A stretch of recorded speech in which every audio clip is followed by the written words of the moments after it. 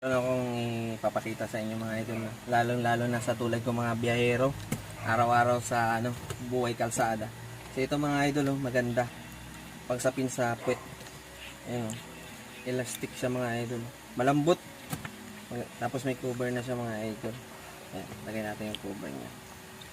Maganda siya mga idol kasi relax siya sa puwet, hindi masakit. Siyempre, alam na alam yan ng mga biyahero tulad ko, lalo kung araw-araw ka laman ng kalsada, araw-araw ka tumatakbo sa malayo.